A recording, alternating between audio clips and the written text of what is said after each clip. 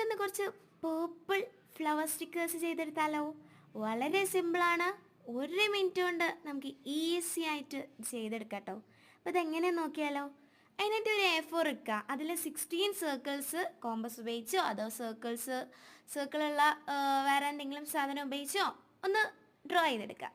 എന്നിട്ട് candy colours ഉണ്ടാവല്ലോ, like light purple, light pink, അങ്ങനെ ക്യാൻഡി ആയിട്ടുള്ള കളേഴ്സ് ഉപയോഗിച്ചിട്ട് ഒന്ന് അതിൻ്റെ ഉള്ളിൽ പെയിൻറ്റ് ചെയ്ത് കൊടുക്കുക. എന്നിട്ട് നമ്മുടെ പിൻട്രസ്റ്റി ഫ്ലവേഴ്സ് ഉണ്ടാവും. പിൻട്രസ്റ്റ് ഇല്ലാത്തവർ ഗൂഗിളൊക്കെ റെഫർ ചെയ്തിട്ട് കുറച്ച് ഫ്ലവേഴ്സ് പിക്സ് എടുത്തിട്ട് അതിലൊന്ന് ഡ്രോ ചെയ്തെടുക്കുക. എന്നിട്ട് എന്താ സിമ്പിളായിട്ട് ഇതേപോലെ 16 വെറൈറ്റി ഫ്ലവേഴ്സ് ഓരോ 16 സർക്കിൾസിലും ഡ്രോ ചെയ്തെടുക്കുക. എന്നിട്ട് ഓരോന്നും സർക്കിൾ ഷേപ്പ് തന്നെ 16 പീസസും കട്ട് ചെയ്തെടുക്കുക.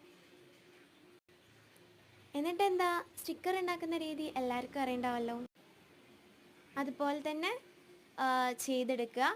എന്നിട്ട് ഞാനെപ്പോഴും പേർപ്പിളാണ് എൻ്റെ വ്യൂ അനുസരിച്ച് സെലക്ട് ചെയ്തിട്ട് നിങ്ങൾക്ക് ഏതാണ് കളർ ഇഷ്ടം അതിനനുസരിച്ച് ചൂസ് ചെയ്യാം. എന്നിട്ട് അതിലൊന്ന് സ്റ്റിക്ക് ചെയ്യുക. എന്നിട്ട് സ്റ്റിക്കേഴ്സ് പേരെടുക്കുക.